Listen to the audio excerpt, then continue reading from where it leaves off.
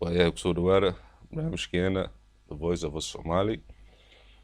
And what we want to do today is to go over a quick, not a quick, it's like an hour long. It's from Punchline Africa TV. And I think their whole idea was to debate on Somalia. I think the title says the time to build stronger relations is now. So I looked at the panel and there wasn't one Somali, so I thought, okay, maybe let me invite myself and to somehow give the Somali view or the Somali reaction or the Somali thought into this so-called diplomatic leaks Somalia. The time to build stronger relations is now video. So let's get straight to the video and let's see what it's all about.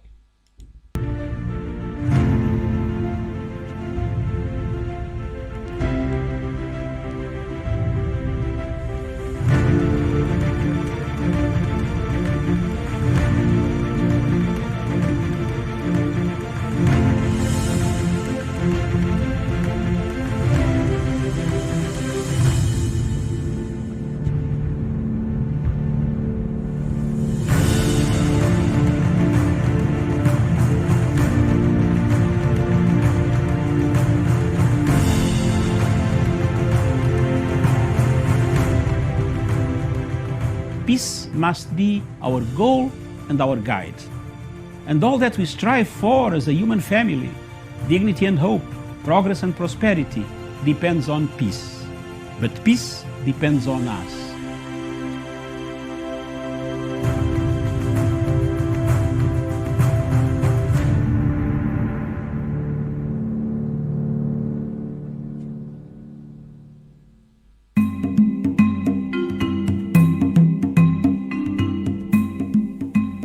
In the last 6 to 7 months, the war in Somalia has changed the goalposts.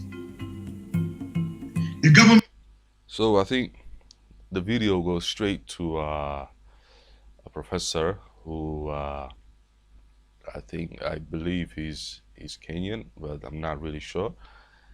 So he wants to give a quick introduction video, and let's see what he says. The government of Somalia seems to have changed its modus operandi. Instead of supporting AMISOM and supporting the efforts of the other agencies and other countries that have gone in Somalia to support them to help the pacification of Somalia, the return of Somalia to the world order. The government in Mogadishu has instead initiated a move towards fighting the same governments that went to Somalia to help them. Right, from the get-go, the professor highlights that the Somali government is apparently fighting the same people that brought them into the government. Now, what the professor needs to, I think, needs to go into details is where he got the source from. But because I mean, it's quite unfair to label as a government, a Somali government, who's building institutions, who's doing some good work in terms of putting light into the behavior of some foreign nations in Somalia or towards the Somali people or towards the Somali sovereignty. One thing that the professor needs to understand is that this federal government of President Farmajo, it's really the first government that really highlighted to us, the Somali public, in detail, the strange behaviors of the international community, who we've always had in the back of our mind, but there wasn't any signals or proofs. But I'll go into that while we go along to the video. So let's see what the professor is saying. I mean, he straight away jumped on the bandwagon of labeling the Somali government as troublemakers, which is totally unfair to us as a nation and to us as a public and to our government as well. But let's see what he says. Few weeks ago, the Kenyan government asked the international community to investigate the reports that were circulating in international media with concrete evidence that money was being channeled through so many sources, including those from Qatar, Turkey, and some other countries, Norway, and so on, that were trying to kill the peace that we are trying to build in Somalia.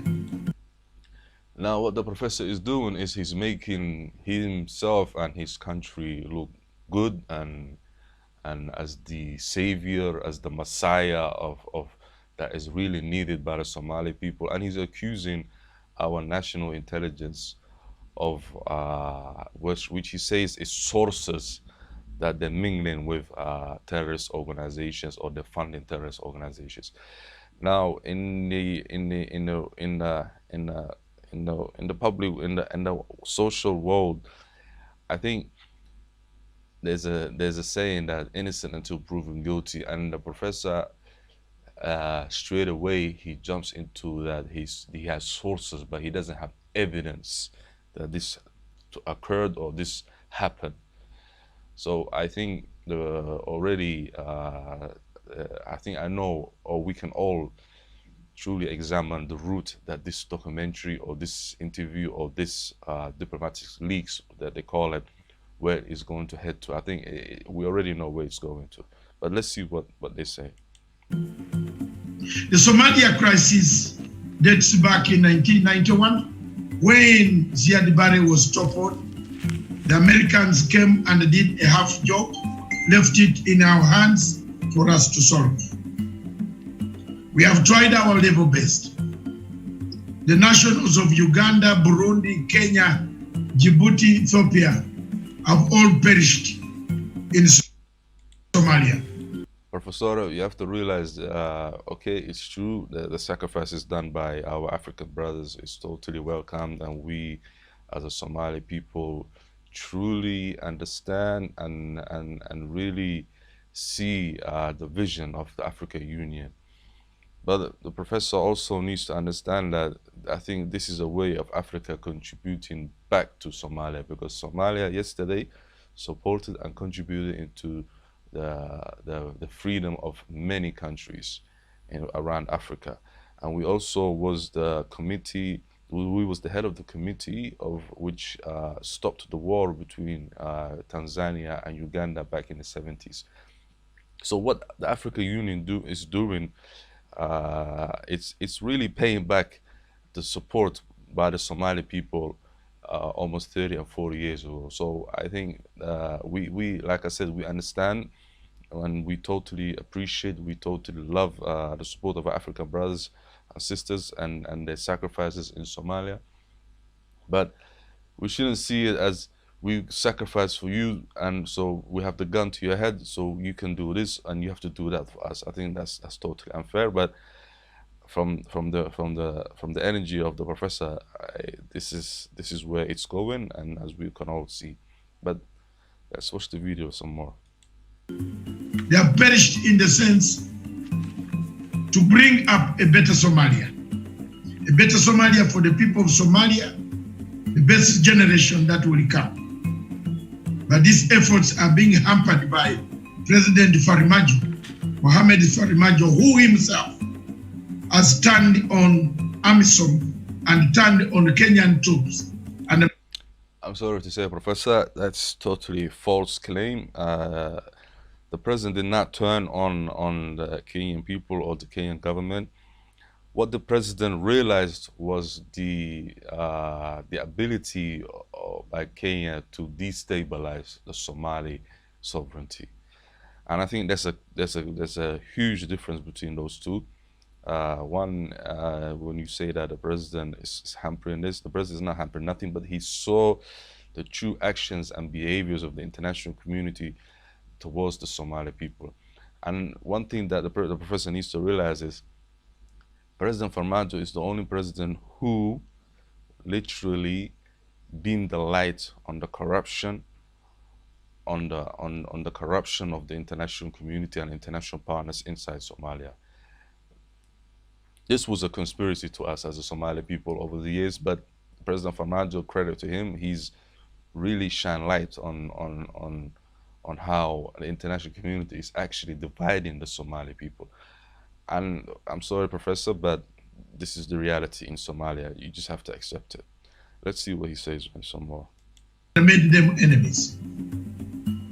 The shooting down of a plane yesterday, a Kenyan plane that was carrying medical equipment, is a climax of all the activities, underground activities that have been conducted, supplied, equipped. This plane was, for your information, Professor, this plane was actually shot down by, strong sources indicate that it was by the Ethiopian troops. But then again, it's ironic how Kenya is looking to scapegoat Somalia for this, when in fact they have all the evidence that it was the Ethiopians that did this, but they're not talking to the Ethiopians. They're talking to us Somalis, which is a bit shame. But let's keep going. Logistically, by the government of Somalia. It is sad, therefore, for a government that we went to help, where we have lost human resources, material resources, we have lost very many people in our places, injured, killed because of the fight in Somalia. Ugandans and the Kenyans have paid a very high price for this type of... Now, notice how the professor is talking about how the tone of language and the way he's expressing himself. I think what the professor, if I'm not, correct me if I'm wrong, I could be wrong, but from the energy that I'm getting from the professor is that he's actually telling the Somali people and the Somali government, you know, our people died for you guys, so you must do what we want and how we want Somalia to be built, which is never possible. Let's keep going anyways. Liberation, to liberate Somalia from the hands of the terrorist organizations that are still in that country. It is surprising, therefore, to hear that the same government that we are helping has become a puppet government supplied by Qatar and Turkey, importing the Middle East. Usually when I hear news like this, I swear to God, I see it as a TMZ type of news. And usually I just turn it off, but I really wanted to highlight this video so much because, I mean, it was only updated 22 hours ago via live streamline. And all the panelists, like I said, were Kenyans or other African nations. And they're talking about Somalia, where they had not one ethnically Somali who understand the Somali context present in the panel, which is very unfortunate. Type of operations into the region. This region goes on, and it is bringing quite a lot of difficulties for the people of the region. As I said, the shooting down of the plane that was carrying medical equipment to help the people. Exclaimer. The shooting of the plane was not shot down by Somali troops at all. They were not near the plane. They did not have any communication or any sort of linkage towards the shooting down of the plane. The plane was shot down by the Ethiopian troops, and this is all over the news. But again, what the professor is doing is he's jumping from the Ethiopians and blaming on the Somali people, which again is very unfortunate. But the professor needs to also acknowledge that Somalis will not be kept quiet and will not be blamed for everything. There are young Somalis who are standing up for the country and who are willing to defend our country from all the media hearsays It's like everybody's talking above us, but they're not talking to us directly, which is very unfortunate. So let's keep going anyways. People of Somalia who are dying at huge numbers and are reported very badly by the government in Mogadishu is a sign that there is some conspiracy between the militants who are government sponsored with those who are guarding in Baridera. Again, that's a hearsay, no evidence at all whatsoever. The situation remains tense.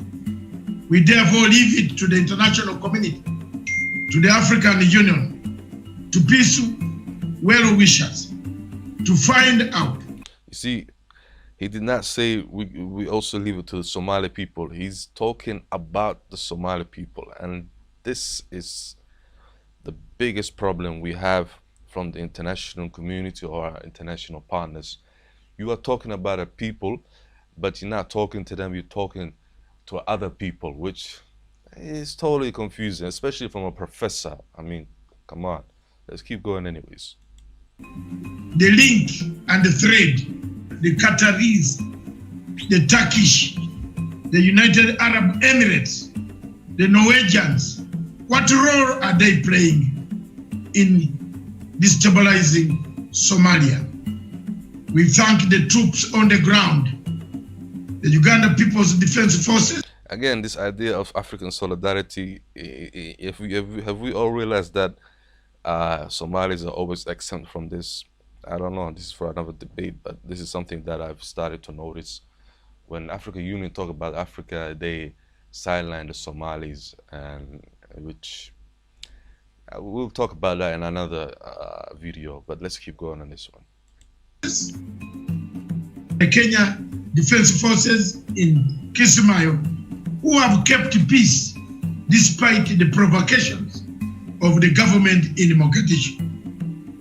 We like to take this opportunity as a Pan-African organization and organizations in Africa to call upon President Faramijo to stop these war-like activities against the same people, allies who came to exclaimer, President Farmajo has the full backing of every single Somali, whether he's opposition, whether he's not opposition, to basically tell the international community to respect our sovereignty. It's very simple, Professor. What we don't understand is your support.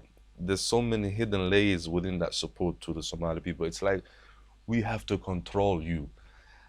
And I'm sorry, Professor, but history proves that Somali people cannot be controlled. Somali people are free human beings, and trust me, you will only get confused trying to control the Somali people, because it's not going to work. President Farmajo has the full backing of the Somali people in terms of highlighting the mumbling, the interferences and the double dealings by the international community. He's actually exposing the international community, and I'm afraid Kenya also comes under the umbrella of the international community. But anyways, let's keep going.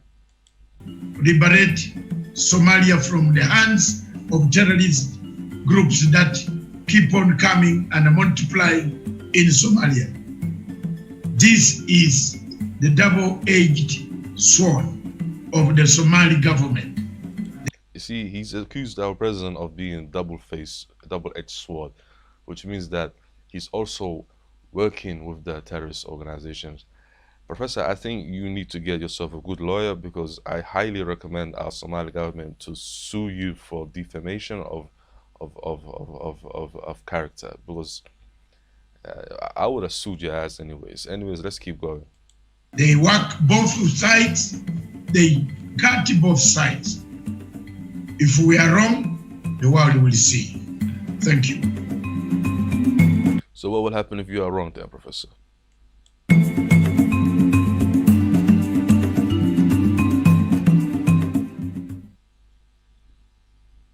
All right, let's skip this bit.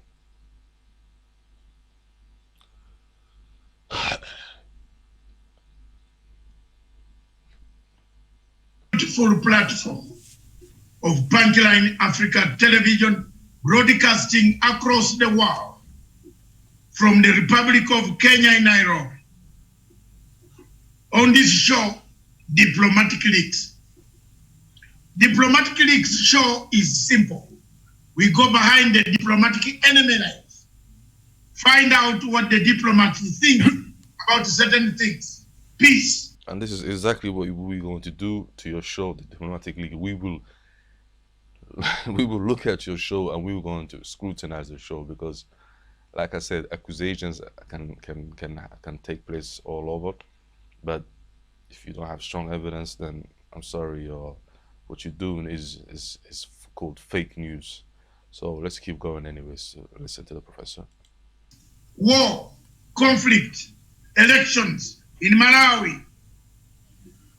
What is the system saying? Who stole the medicine in Wuhan? Who planted the air we are breathing? How many factories are in Wuhan that are manufactured? What? Why are people interested in giving us vaccines that we don't want to take vaccines? What is the problem? Who is behind this? This show brings everything to that round table. You see, well, one thing what COVID-19 done to the world is that, you know, when everybody was in self-rotation or in self-isolation, you know, the devil started whispering to every single one of us ears and told us all sorts of information. I think the devil works best when people are alone, and I think the devil has worked his ass off for the last 2-3 months when people were in self-isolation. Because what the professor is talking about, it's something else really. But the whole idea of this video is to highlight how people are out there talking about the Somali people, but not talking to the Somali people, which creates a whole misunderstanding. But let's keep going anyways. This morning, our round table is full of tables. And more people want to join. Dr. Jaja from Khartoum. I have seen him calling. I think we shall join him shortly so that we fill the table. This is a flagship show of Punchline Africa TV. We look at security, insecurity. What causes insecurity in our region, in the country, in the region, in Africa, in the world? Is Iran able? Can Iran issue a warrant to arrest Trump? Isn't it impossible? Where will you get that the energy? But this time, this morning, isn't it time for Somalia to build good relationship between Somalia and its neighbors?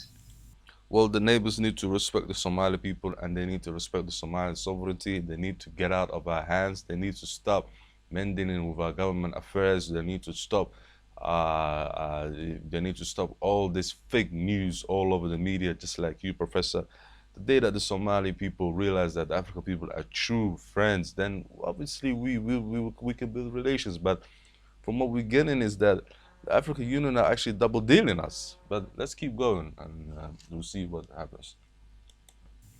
Don't you think we have wasted a lot of time bickering? Is Somalia heading somewhere else?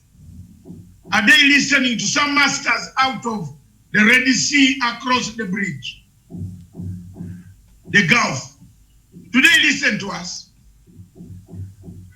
Notice that. Do they listen to us? Do they listen to us? Do they listen to us? Who is us? Are Somalis part of the African Union? This professor is actually... Oh, let's keep going anyways. Is Turkey a cleaning man? Is cleaned Libya now. We can't even talk about it. Everybody in Libya is washing hands off. Yesterday, France washed hands off. General Khalifa Haftar, you know a warrant is coming. When France does that, after you have been put in trouble, they tell ICC to issue a warrant of arrest. I told you, that where Matanga disagrees, you know there is a warrant coming. I told you I don't like warrant. That Khalifani. You know that is the word in our place, local language. Khalifani. Khalifa. Mukhtar. Haftar. This is the guy who was Khalifa who? Haftar. Haftar. Look, he's talking about a situation in Libya with General Haftar, and everybody can understand the whole context if you've been watching the news lately. And then again he got the name wrong.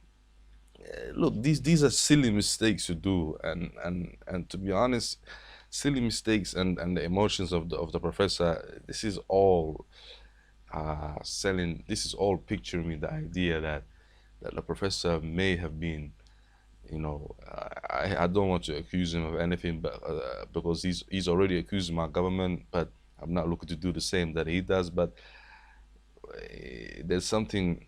I think the professor is not really stable that morning or that afternoon, since it's 12:30, maybe 2-3 pints. Who knows? Let's keep going, anyways.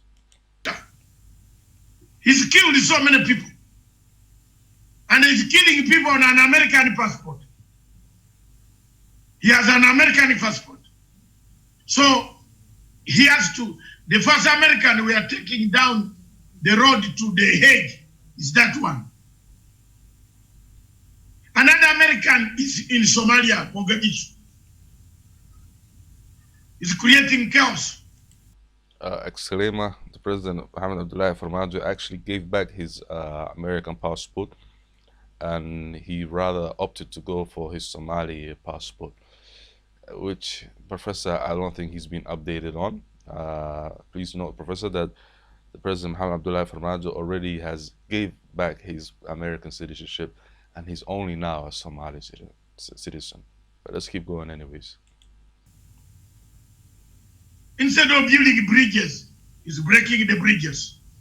My panel this morning is to surrender them to the public for scrutiny.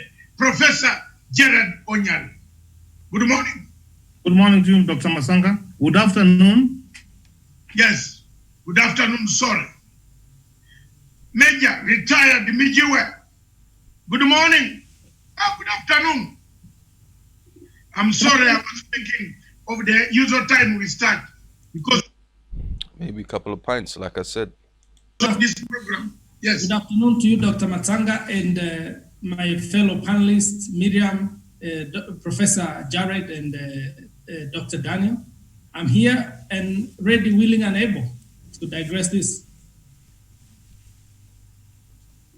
Daniel, good morning. You have been here. Good afternoon. Now. Yes, good afternoon, Dr. Matsanga, Major Retired Mbijiwe, Professor Jared Onyari, and Miriam, and our esteemed viewers across the country, African continent, and the rest of the globe. Good morning.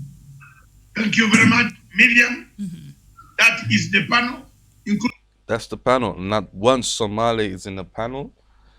And it seems like, you know, it seems like you are sidelining the Somalis, and you're talking about them, but you're not talking to them, or you're not allowing them to talk, which this whole show stinks, but let's keep going anyways. Including yourself and myself. But before I surrender the powers for interrogation, I want to say several things have happened in Somalia. Several guys have been killed. Terrorists, the financing ring, the one that takes money from Asmara, Eritrea, was killed.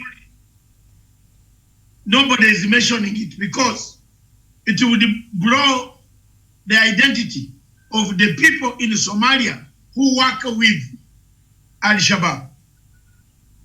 You are aware there are two people, prominent Al-Shabaab guys who have been killed of late. We want to thank the Kenyan forces, the AMISOM, and the other forces that have encouraged the Somali National Army to slaughter some of these guys like that. But nobody, what has shocked me is that the media anywhere in Kenya has not mentioned it. And the people, maybe they have not picked it, the world, but we have picked it. The killing is significant. Why? For us, we said there was money being transferred. If you can bring that web, the production team, the transfer of money from Qatar, changed the hands, delivered it through here, cleaned, and sent to Al-Shabaab. That was the man behind the transfers of money. May God help his journey until we meet. 7 of them, commanders, have been hit. Is Somalia part of? Why are they quiet? Why didn't they come out to announce as usual? To tell us, we have now done this. Doesn't it raise eyebrows to you, the panel, that they keep quiet after a big slaughter of an alleged Shabab financer, accountant, and the one who collects money from Asmara and Qatar, where intelligence sources indicate there are people who do not want the thing known to the public. Are we dealing with a double-edged problem here? I hand it over to Miriam. All right, thank you so much. And of course, our topic of today is Somalia. The time to build a stronger relations is now. And of course, Kenya and Somalia relations have escalated in the last few years, and it stems from the security concern related to the terror group Al-Shabaab and of course the maritime border dispute between the two states. The terror group is continuously launching attacks along the border on the Kenya military posts and on civilians in the area. And of course, the latest report there, as Doctor has mentioned. But also there's also another news from Somalia itself, where another top Al-Shabaab commander surrendered to the Somalian National Army on Thursday in the southern Somalia state-owned SONA reported, adding to an ever-growing number of the militants who are renouncing the extremism ideology in Somalia. So I don't know, Doctor, judging and looking at the rest of the panelists, the relationship that Somalia has been having with Kenya, and of course the reports that we are getting in there from Somalia, and the killing of that Al-Shabaab leader there in Somalia, and another one surrendering to the Somali government there. First of all, can Somalia government really trust these people who are now front and center fighting the government in Somalia, but now are coming in to join the government, or work with the government rather? Can Somalia really trust that before we can even come in and see? Can Somalia be really trusted? Who are you to say that, madam? What you did was just totally disrespectful to the Somali public, to the Somali people, to the Somali name, to the Somali identity. And we're not going to allow that to happen. I think diplomatic leaks should be, I'm going to really advise the Somali government to seek legal issues against diplomatic leaks, because what diplomatic leaks is doing is they're feeding fake news to their viewers. They are tarnishing the Somali name, the identity. They're not only tarnishing the Somali government, because what she said is the Somalia government, Somalia be trusted. So that means every single Somali will be involved here. And notice she did not say the federal government of Somalia or the current administration, however way she's trying to accuse, or whoever she's trying to accuse, but she literally said the Somali people. Now, that I think it's totally unacceptable. It should not be welcomed by any Somali who traces the identity to the Somali ethnicity. And I think somebody like Punchline Africa, we need to pay attention to these so-called shows or TVs that are getting viewers who are looking to program their viewers into a certain ideology. And I think it's very unfair what she mentioned, but like I said, I think there needs to be legal issues that needs to be looked at here. But let's keep going anyways. The relationship and how perhaps you can build a relationship between Kenya and Somalia. Miriam, how do you trust your own people? How do you fail to trust your own people? They know them. And I think my experts on this panel will agree that they are known. Somali government knows Al-Shabaab. They know their commanders. They are meeting in a hotel in Doha. As I speak now, the meeting has been going on for 1 month under the COVID cover. For me, I tell what I know. Yet Kenyans say I did not tell them. But you need evidence. The moment America refused to recognize and gazette Al-Shabaab as a terrorist group, it brought us the everlasting mayhem. But no, what you wanted as a Kenyan government was to label Al-Shabaab as a terrorist organization, and to not only do that, but to also starve the people who are within the Al-Shabaab proximity areas, controlled areas, because there are so many famine that happen, and so many people are actually, impacted by this. But what the professor is doing is that he's saying, you know what, we don't care if there's humans that are living there, shut down everything and let them all die. If they're Al-Shabaab, if they're the community, if they're the public, children, women, men, let everybody die. And this is exactly what the professor is saying, which is very unfortunate to see a human saying that another human should die because he's controlled by a power who's evil, and but at the same time a power who is the professor is basically saying, you know what, we don't care who lives there, we don't care, and America should say, you know what, nobody can access these zones, whoever does will be sponsoring terrorism, but that's not logical, to be fair. For example, in Syria, where we see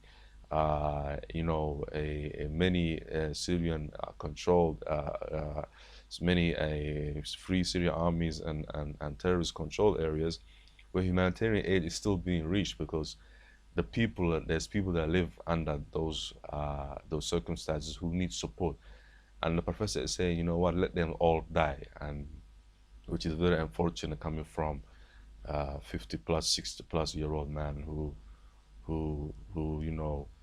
doesn't really, is not really bothered by humanitarian at all. But let's keep going anyways. That we shall see on our streets today, tomorrow, and another time. It is upon us. It's upon us. It's upon the Kenyan government. Now that the Kenyan government is on the United Nations Security Council to fight to make sure that Al-Shabaab is gazetted. So when you ask me a question as to whether these people are friends, they have resigned, they have surrendered, these are people, they know each other. Who is in the government? Who is in the government in Mogadishu? One of the members of the government in is Dr. Zakaria Abdi. He is in the government. He was a leader of the Al-Shabaab group that is disturbing us today. Umeona hiyo? Nyenye mnagopa kusema hii kitu. There goes the liquor. The group disturbing Kenya and Uganda is headed by one who is in government today in Mogadishu. Right, this video is more than an hour, 40 minutes long. I'm going to provide you guys with the link underneath, and I also would recommend that everybody looks into this video and gives their own review, and forces themselves to join the panel and to actually give another point of perspective or another point of view, because really and truly, yes, Somalia is facing a difficult task. Somalia is facing terrorism problems. But what the professor and his panel are doing is to label every single Somali as a terrorist, and we cannot allow that. That's totally wrong. That's racist. That's something that cannot be accepted, especially from a professor who seems like a middle-aged man who has a lot of experience, who should know about Pan-Africanism, who should know about supporting solidarity. But what I can see here is that this professor is taking the route of the political direction, whether he's doing a political party, whether he's doing a political campaign. But I don't think this will be the last time we will see this professor.